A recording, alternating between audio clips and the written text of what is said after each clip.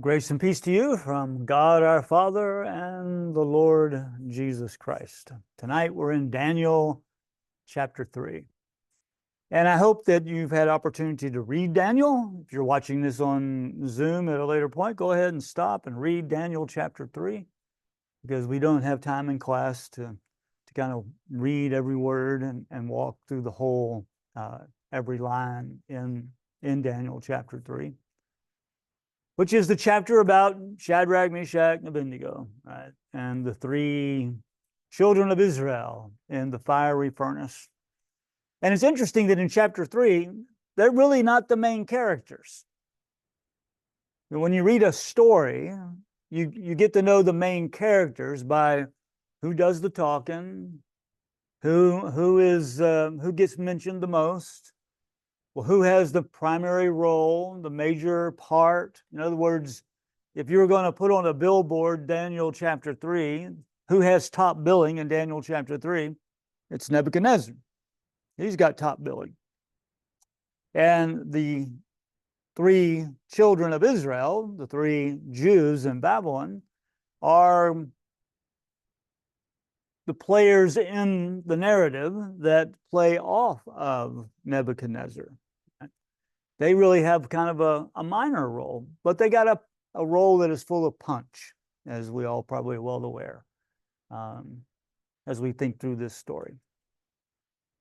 So Daniel chapter 3 is the story of Nebuchadnezzar erecting a statue of some kind. And it's a statue that is 90 feet tall and 9 feet wide. Now, just imagine that. Imagine that in your head. What does that look like? 90 feet tall and 9 feet wide. And if it's a statue of a person, if it's a kind of a human form statue, then, it's kind of like, it's very, very weird looking, right? You would think of, it's not this full body kind of statue like this.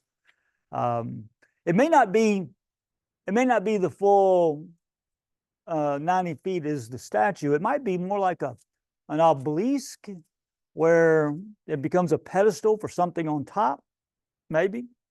We don't know. We don't really get a thorough description of the statue. We're not even told who it's a statue of. We're just told that it's a gold statue, which probably means it's gold-plated, not made totally of gold, but gold-plated. But if you can imagine that statue, they did build things that big back then. One of the great wonders of the ancient world was the Colossus at Rhodes in Greece. It was 110 feet high. So this is not too unusual. And of course, in Babylon, there's a lot of monumental building monuments and temples and ziggurats and gardens and walls. I mean, huge place, which represented a real skill in building. So it's not it's not so weird to think about, okay, he would put up a statue, that would be that tall. Think about in Iraq today, they have 90-foot tall palm trees. And that's kind of what we're looking at here. Something like slender and like a palm tree, So you can imagine it being erected in some public spot as a means of calling a nation together. Mm-hmm. So when we look at the text here in Daniel chapter 3, just a couple of verses here at the beginning. King Nebuchadnezzar made a golden statue whose height was 90 feet and whose width was 9 feet, and set it up on the plain of Dura in the province of Babylon. Now, we're not told when he did this. There's no indication of, was it the first year, 10th year, 20th year? No indication whatsoever. But it does follow on chapter 2. And you remember chapter 2 is in the early years of Nebuchadnezzar, the third year of Nebuchadnezzar. So we might think that chapter 3, without any kind of chronological notation, just by the fact that it's put here next to the story of Nebuchadnezzar's dreams, that maybe it's in a similar time, maybe. And it might be that erecting a statue has a particular function at the beginning of his reign. Because he's just conquered territory and he has a new empire, basically. And what does a new empire need? What does a new empire want? They want a king, right? Yep. They want a ruler. And what does he want from the people? Yeah, he wants them to submit. He wants allegiance, right? Wants them to show allegiance. So you might imagine, this could be possibly what's going on, is that this statue and doing obeisance to this statue, bowing before it, is a matter of allegiance to the empire. That can be part of it. It could also be idolatrous, right? Because we don't know who the statue represents. We're not really told. So who could it represent, possibly? Could represent Nebuchadnezzar. That's a real possibility. Because we do know that emperors would erect steels or obelisks in various places to represent their authority. They would erect an image of themselves. But it could also be, who else could it be? If it's not Nebuchadnezzar, it could be a what? It could be one of the gods of Babylon, right? That lying behind that would be Satan or Lucifer, the powers of darkness, right? So some kind of polytheistic, maybe one of the Babylonian gods. That those two things are not necessarily mutually exclusive, because Nebuchadnezzar as king would be representing one of his gods, right? The Mesopotamian empires did not really equate the emperor with God. That came later in Greek world and in Roman world. But in the ancient Mesopotamian world, they didn't think of their king as a god, typically. Now, Pharaoh was typically thought of that way, but not in the Babylonian world. So probably this is more like a statue that represents a god, but it also represents Nebuchadnezzar, because this is the god of Babylon and who has appointed Nebuchadnezzar, right? So that's possibly. Now, if that's the case, then this statue is about allegiance. And if it is at the beginning of the empire's reign over its conquered territory from Babylon, it might be a kind of a test of loyalty. And that might be why everyone in the kingdom is required, at the sound of the music, and at the right moment, with all the hoopla and the pomp and circumstance, everybody, when you hear this, you show your allegiance. Yeah. Y'all ever seen that picture of this German Nazi gathering? And it's a picture that everybody's going like this, except for one guy. There's one guy who has his hands like this. He refuses to do the salute. And that's kind of how I think about this story. Are you going to salute this representation of Nebuchadnezzar, or this representation of imperial power, or the representation of this god, whatever the case is here? It's about worship. What are you going to Whom are you going to worship? And so it's allegiance. Allegiance. Because you think about worship, worship is a form of allegiance. It's who we serve, it's who we honor, it's who we think represents the power in the world, you know. So it's that sort of thing. Allegiance. So with that in mind, just as kind of the backdrop, let's look at this first reading I have on your handout here. And again, the handout will be on the blog, johnmarkhetz.com. It'll be on the blog that you can see hopefully later tonight if you don't have the handout on Zoom at the moment, which you don't, because you don't have it yet, I know that.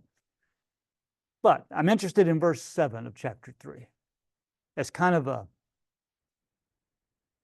summary point that gets to the point. Therefore, as soon as all the peoples heard the sound of the horn, pipe, lyre, trigon, harp, drum, an entire musical ensemble, and all the peoples, nations, and languages fell down and worshiped the golden statue that King Nebuchadnezzar had set up.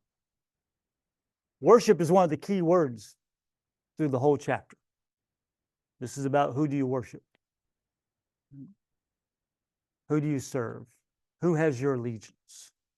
And if you notice, this language of all peoples, nations, languages, it's kind of this universal. There's a universal sense to this, that Nebuchadnezzar is expecting a universal allegiance. All peoples, nations, and languages. Because you think about the Babylonian Empire, it covered a lot of territory. It wasn't as big as some of the later empires, but it covered a lot of territory, a lot of different peoples, nations. And when you think about the royal figure that Nebuchadnezzar is, and the empire which he has been given, remember last week we talked in chapter 2 about how the kings are given power, they're given authority, they're given this reign. Just as in creation, we as human beings, as images of God, we are given reign in the earth. That our task, our vocation is to shepherd the earth, to fill the earth, to subdue the chaos in the earth, to continue the creative work of God in the earth. And we are to exercise that with divine, not only a divine authority, but with divine compassion and divine intent and divine way of ruling, right? And Nebuchadnezzar, last week, had this dream that, you know, he was given that authority and it was going to be taken away eventually. Now here, remember the statue that was seen in the dream? What was the head? Gold. What kind of statue we got here? Gold. You know, the fact that these are back-to-back chapters may indicate it's speculation because it doesn't really say it, but the back-to-back nature of this narrative may indicate, yeah, I am the head of gold, and this is, so I'm going to make a gold statue or a gold-plated statue. In other words, Nebuchadnezzar has let this sense of importance and authority get out of control. Because now he wants all the nations and peoples to worship the statue. Now, let's go to point 2 here on the outline. This is verses 16 to 18.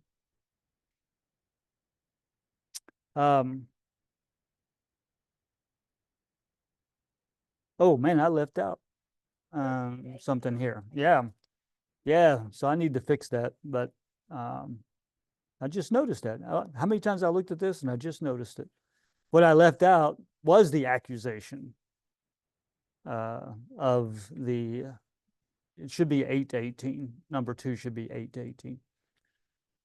So we have Shadrach, Meshach, and Abednego who refuse to worship this statue. Again, about allegiance. Right? And the statement that they make to Nebuchadnezzar, remember that they're accused by others. Remember that Shadrach, Meshach, and Abednego are provincial leaders. Right? So they're in the government. They have a high-ranking position in the government, which they were given at the end of chapter 2. And so there's probably some jealousy going on here. And so when people notice they didn't bow or they didn't do what they were supposed to do, yeah, some people begin to accuse them. As far as we know, they didn't accuse anybody else. There's nothing else said about, but they're focused on these authority figures, these leaders. And in verses 16 to 18, we have what is probably the most famous statement in chapter 3. There might be another one that can rival that, but chapter 3, verse 16 to 18. Shadrach, Meshach, and Abednego answered the king, O Nebuchadnezzar, we have no need to present a defense to you in this matter. The God whom we serve is able to deliver us from the furnace of blazing fire and out of your hand. O king, let him deliver us. But if not, be it known to you, O king, that we will not serve your gods, and we will not worship the golden statue that you have set up. Now notice in parentheses I put, if the God whom we serve is able. And that's literally what it says in the Aramaic. If the God. Doesn't just say the God whom we serve. It says if the God whom we serve is able. And that's created a lot of discussion among scholars about, okay, what's going on there? Why? Is that grammatically? I mean, should we read it like the grammar says, or should we read it with more of a theological adjustment? And scholars are on both sides of that. And I'm not so sure that Shadrach, Meshach, and Abednego might not say if God is able. Remember where they are. They're in Babylon. Why are they in Babylon? Because they disobeyed God. Yeah, they disobeyed God. And who brought them to Babylon? Nebuchadnezzar. We could say God brought them to Babylon in one sense as well, but you're Shadrach, Meshach, and Abednego, and you're living in this hostile political culture, and you're living in exile. Jerusalem, if it hasn't already been destroyed, will be destroyed. You certainly have been taken out of your homeland. And if God was able to deliver me from the Babylonians, why didn't God do that? So I can imagine that they might actually be saying, if God is able, because from where we sit, it don't look like he's able, because we're here. I can imagine them thinking that. But I can also imagine that they have a strong confidence that God is able. And maybe they're saying this for the sake of Nebuchadnezzar. If God's able, he can deliver us. In other words, it's not a frontal attack on Nebuchadnezzar. You notice their first response is, we have no need to present a defense. Why would they say that? We don't have to defend ourselves to you. It's kind of a bold thing to say. Huh? Their allegiance was to God, not. Okay, their allegiance is to God, not to Nebuchadnezzar. But would you be tempted to say, well, let me tell you why I didn't do that, and let me give you the reasons why I didn't worship your statue. And let me make an argument that you're no God, and that your gods are not gods, that our God is the only true God. I mean, can you imagine them trying to make an argument like that? Defend themselves? Yeah, I can. But their thought is, we're not going to defend ourselves. You know, we're going to do what? Going to trust God. Whatever I said wouldn't matter to you anyway, right? It wouldn't mean much to you. So I'm just not going to waste my time, as you might say. I don't know if that's the motive or not, but something like that is going on. Because the Nebuchadnezzar, you do what you do, and my God will do what my God does. And that's what we're going to trust in. Because even if our God does not deliver us, we will not worship this statue. We are not going to give up on our God. They got all kinds of reasons to give up on their God, don't they? I mean, they're in exile. They are enforced, some would even say enslaved. They're in forced labor. They've been put into this situation. Yeah. Say something about Romans. About what? About Romans? Okay. I was reading this, I thought about what Paul said. Dude, we're going to be persecuted, but there's nothing that can separate us from God's love. Yeah, at the end of chapter 8 of Romans, nothing will separate us from the love of God. So you can hear an echo of something like that here. No matter what you say, Nebuchadnezzar, no matter what you do, we're not going to spend our time trying to defend ourselves. We're just going to leave this with God. And that's who we serve. We don't worship your statue. Yeah. With three of them together, it was maybe easier because they could stand with each other. Okay. Yeah, they probably encouraged each other. You ever thought, yeah, go ahead, Betty.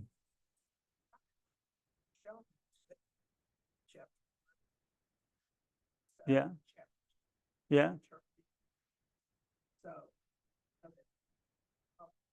Hmm.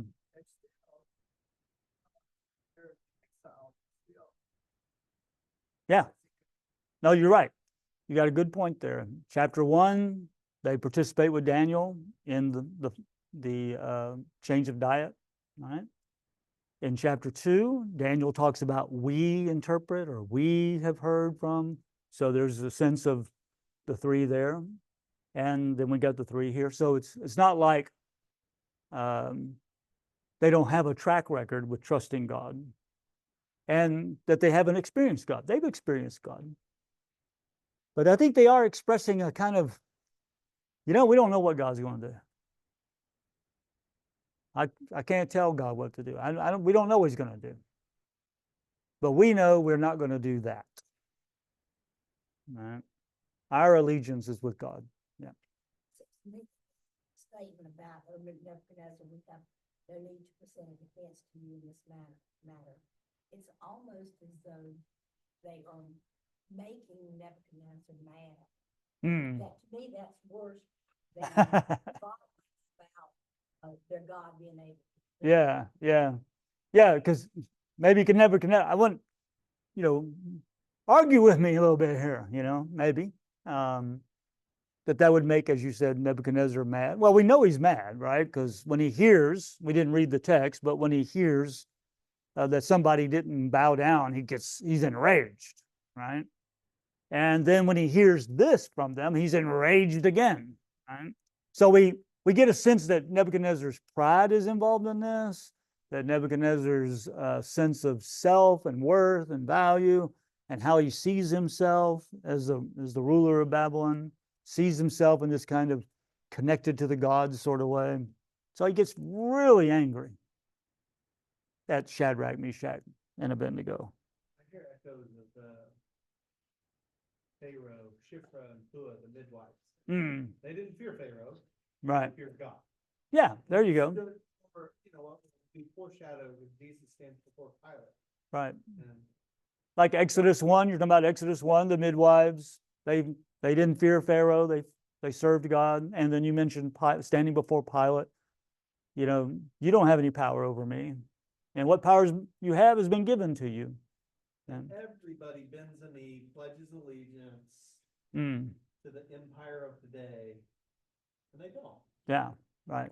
It's that guy who's not doing the Sieg Heil, he's, yeah.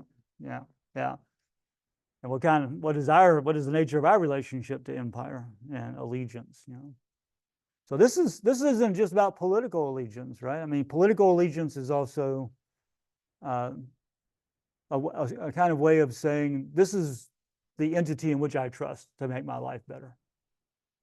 And I'm going to trust this candidate or that candidate to make my life better. No, we trust God. We don't trust candidates. We trust God.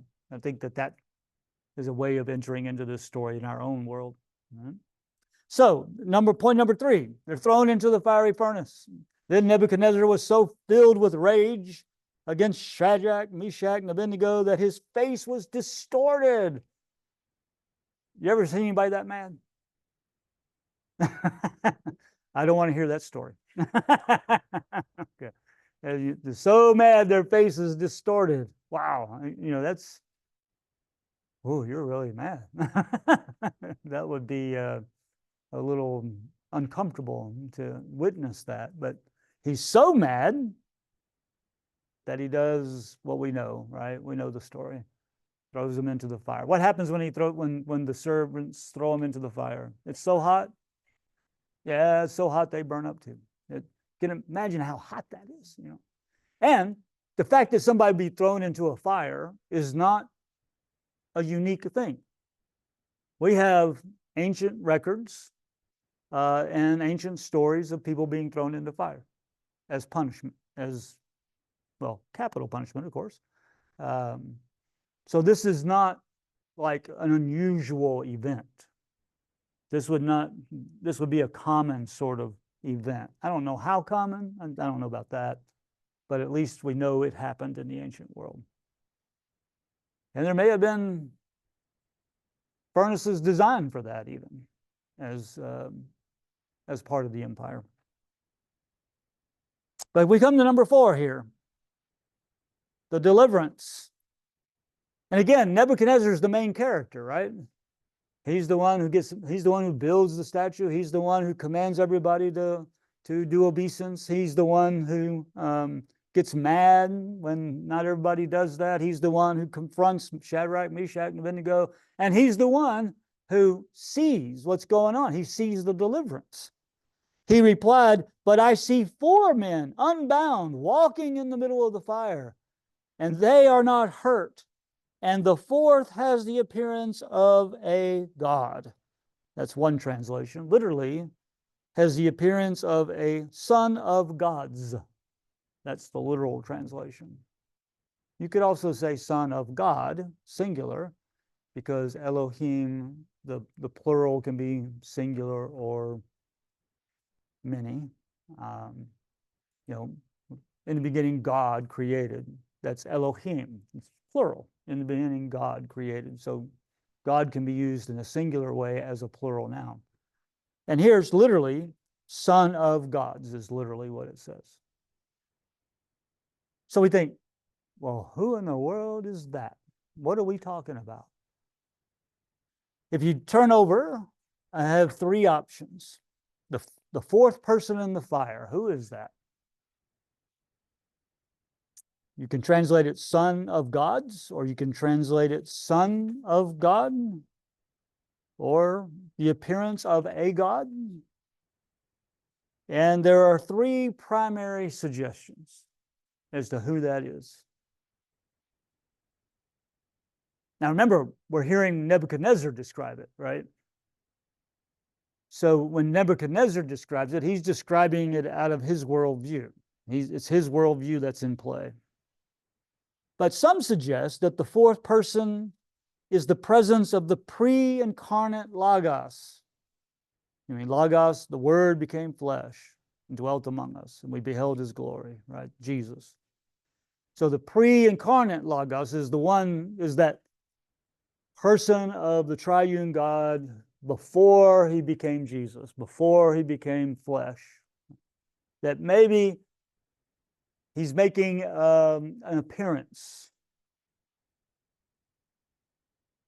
That's at least one theory.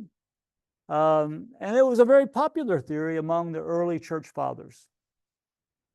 There's an early commentary on Daniel by Hippolytus around 230 AD or so, and that's his opinion about this. On the other hand, some suggest the fourth person is one of the sons of God, which is a phrase that appears in Job. Job chapter 1, verse 6. Do you remember the Hasatan, the Satan, the accuser, the adversary, appears in the throne room of God, and there's an assembly, appears in the assembly of the sons of God. That's the language that's used. Or it's found in other places talking about a divine council, that God has a council. Think about a royal analogy. Royalty, you have the king, then you got the king's advisors, or the king's servants or the president's cabinet kind of thing, a council that helps the king or does things for the king, or they are the ones who do the work that the king tells them to do. Remember, the adversary comes into the council of the sons of God and says, and God says to him, where have you been? What you been doing? And he said, well, I've been going around here and there and all over, looking to accuse somebody, probably. So we get this picture of a royal council, and those who are a part of the council are called sons of God. Maybe one of those sons of God, one of those members of the council, is this person in the fire. Maybe.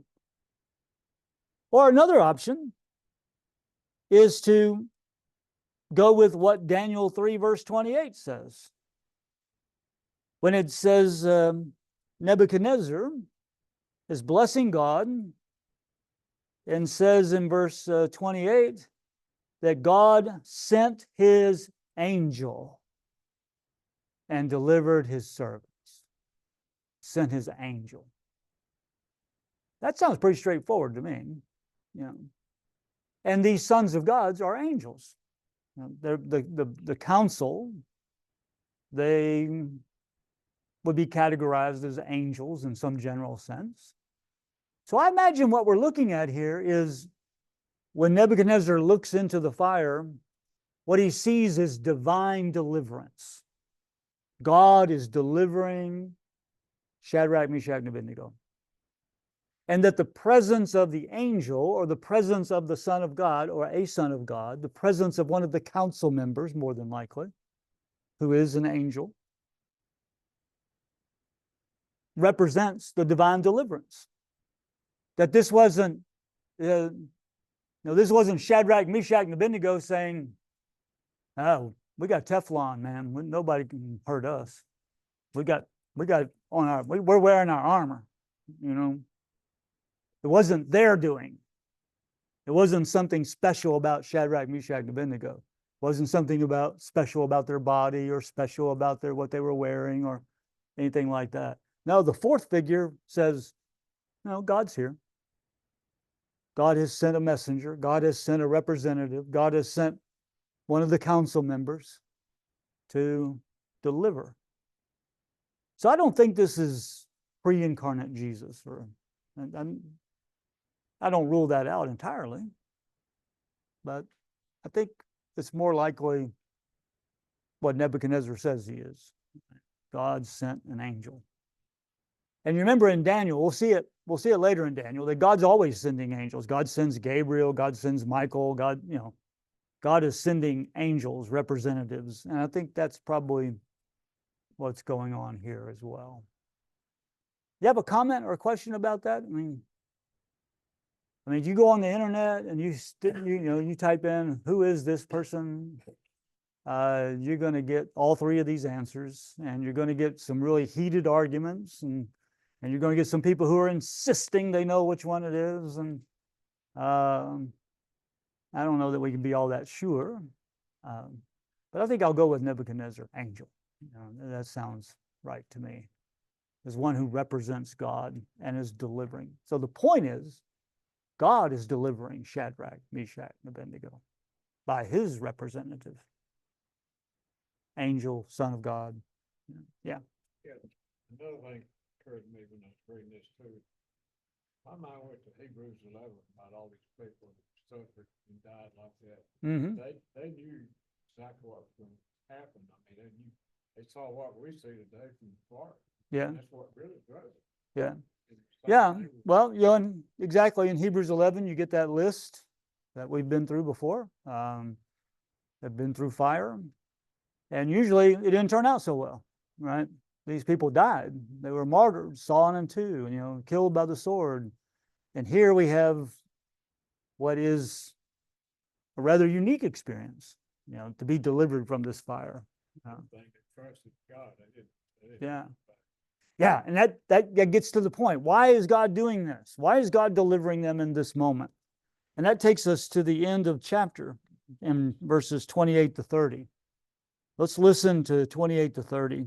Chapter 3, verses 28 to 30.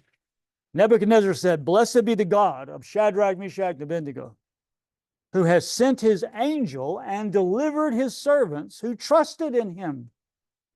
They disobeyed the king's command and yielded up their bodies rather than serve and worship any god except their own God. Therefore, I make a decree, any people, nation, or language." Remember, that reminds us of verse 2, back up at the beginning of the chapter. "Any people, nation, or language that utters blasphemy against the God of Shadrach, Meshach, and Abednego shall be torn limb from limb and their houses laid in ruins, for there is no other God who is able to deliver in this way." And then the king promoted Shadrach, Meshach, and Abednego in the province of Babylon. So what's the point? Point about who do you trust? Who do you serve? Who has your allegiance? It's not so much, I'm sure God's going to deliver me. I know that when I get thrown in that fire, it's going to be okay. Nothing bad's going to happen to me. That's not the trust. The trust is in God, no matter what God does, whether God delivers you or not. But in God delivering Shadrach, Meshach, and Abednego, we have a witness to the sovereignty of God, to the reign of God. And Nebuchadnezzar recognizes, just as he commanded all the peoples and nations and languages to worship the statue, now he says, all those peoples, languages, and nations, what are they? They are not to say anything against the God of Shadrach, Meshach, and Abednego. They are to recognize this God. So that from the beginning to the end of the story, it's about who is truly God, who is the real God. Right? And therefore, who's the real king, and who's in charge of this world. But notice the language that's used to describe Shadrach, Meshach, and Abednego. They trusted him. What else? Does that language remind you of anything? They disobeyed the king's command. Civil disobedience, right? What did Peter and John say before the Sanhedrin? You're telling us not to talk about Jesus anymore? We can't do that. We obey God. Can you finish it? We obey God rather than man, right? So they disobeyed the king's command. We obey God rather than man. And remember, idolatry is why they're in exile in the first place. That's why the nations went into exile. Judah went into exile. It's because they filled their land with idols. So here they are in exile, and the call is for them to worship an idol. And they said, no, can't do that. But then it says, not only did they disobey the king's command, but they yielded up their bodies. Does that language sound familiar? Romans 12, verse 1. by the mercies of God, we offer, acceptable sacrifice. We offer our bodies as living sacrifices. We offer our bodies as living sacrifices. It's about allegiance. Who has the ultimate hold on us? Who has the ultimate demand upon us? The empire or God? Who will we give our bodies over to serve? The empire or God? Because the empire involves a worship, an allegiance that will be in conflict with the allegiance to God. And that's the story we have here, that conflict in allegiance. Who are we going to serve?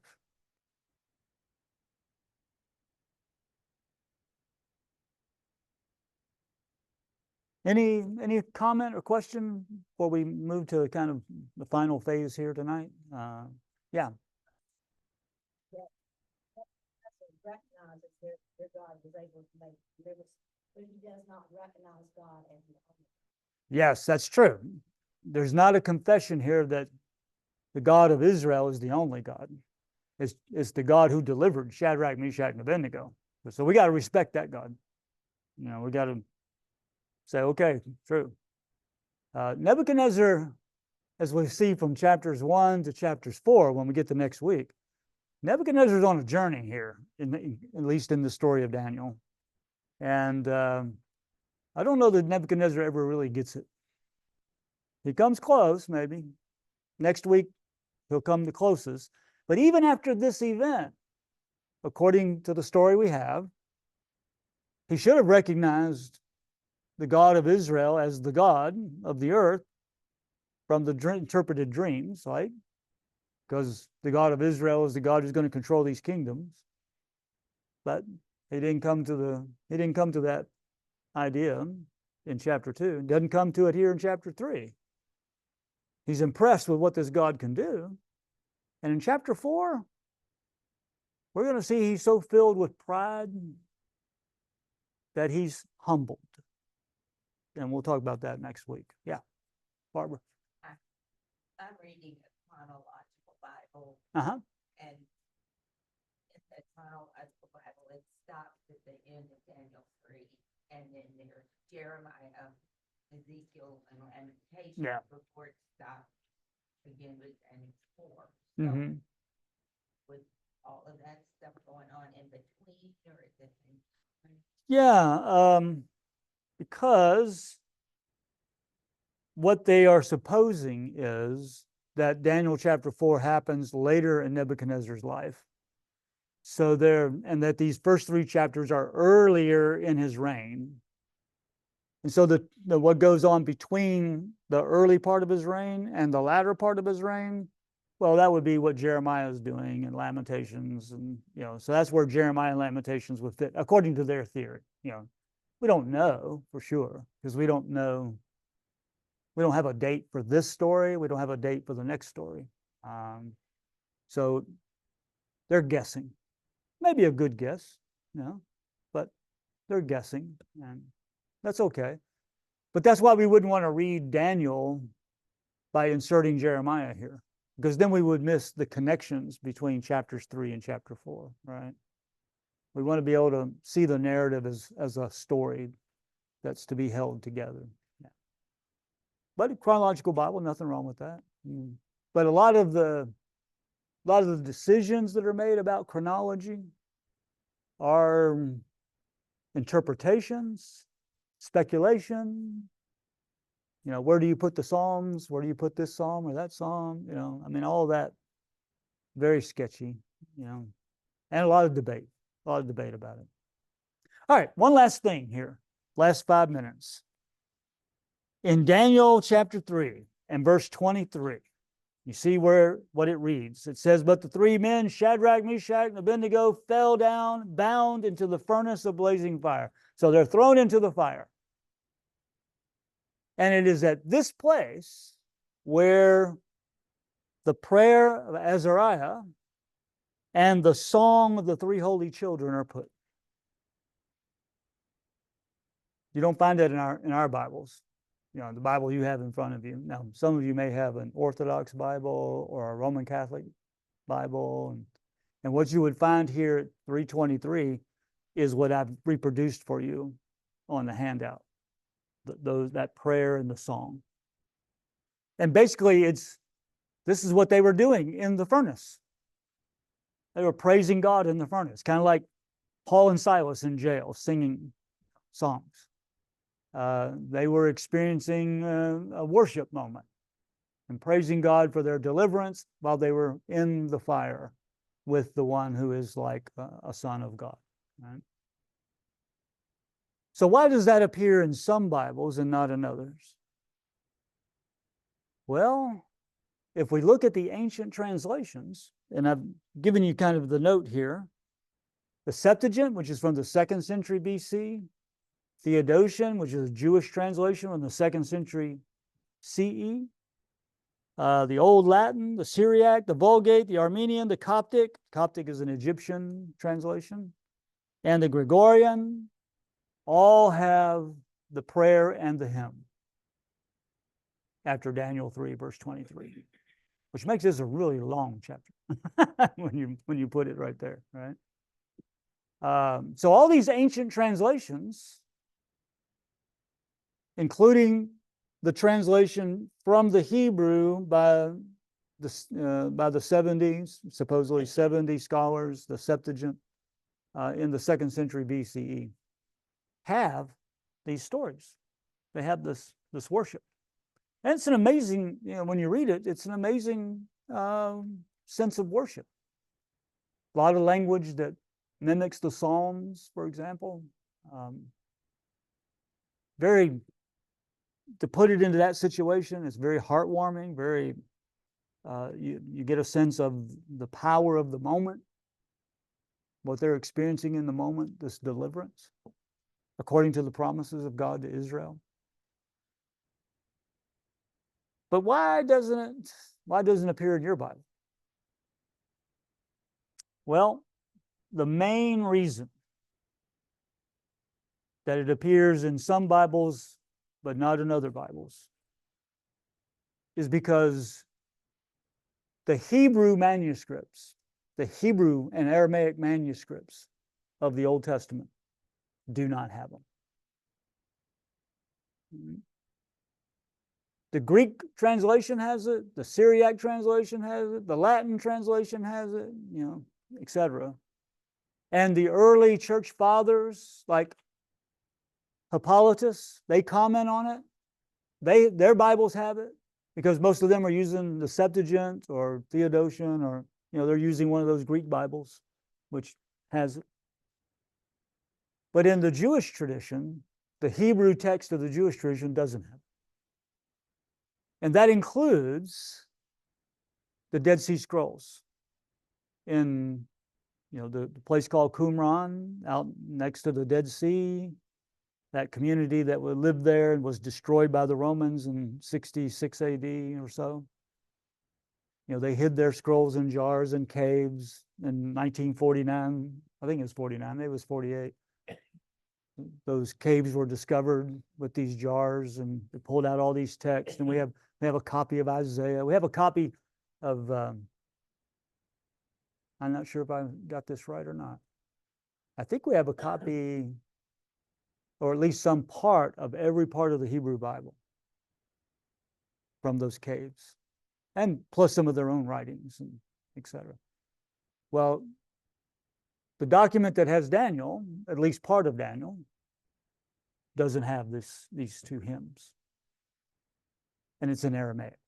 The copy they have is Aramaic, and it doesn't have these stories. So Protestants in general have followed the practice of Judaism of not including these stories. But Roman Catholics and Eastern Orthodox, Greek Orthodox, Coptic churches, Russian Orthodox, Bulgarian, Ethiopic, in their Bibles, these two things are there. I think it does no harm for them to be there. because it's very encouraging. It's exhorting. It gives you a feel for the story and the experience of the three in the furnace. You want to know what they were thinking. You want to know what they were feeling. Well, that's what these hymns do. Hey, John. But they're not part of the Hebrew Bible.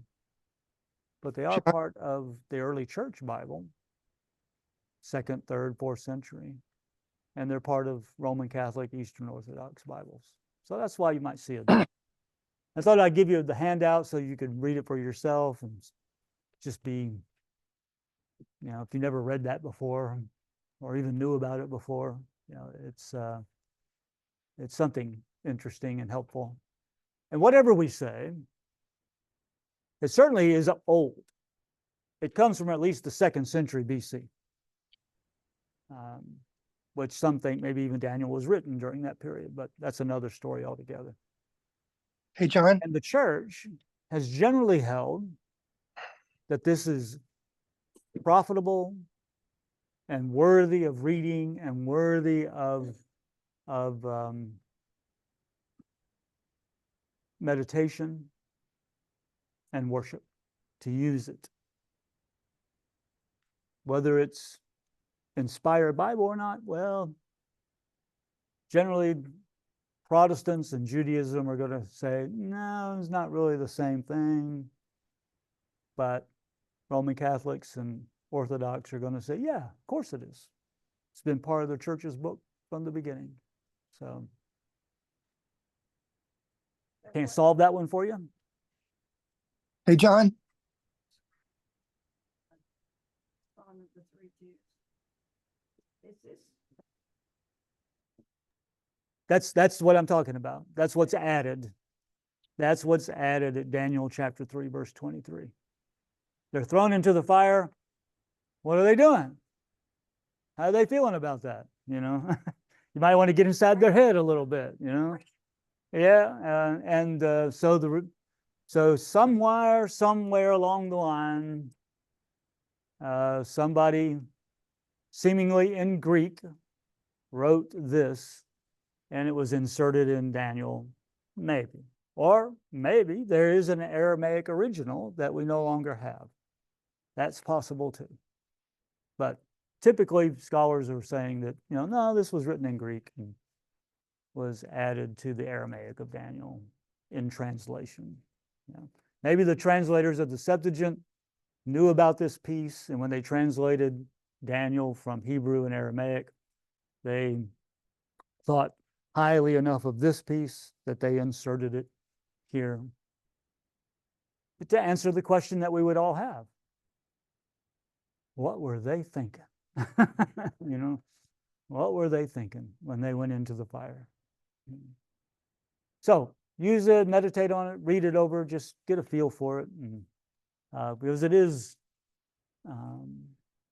it can be, I think it can be rapturous. It can be, it can really take you up into the moment and to feel the sense of deliverance and thanksgiving and what may have been true for them in that moment, especially as they're walking around with an angel or a son of God, whoever that is. Right? Well, may the grace of our Lord Jesus Christ, the love of God, and the communion of the Holy Spirit be with us all. Amen. I was with you. Hey, John.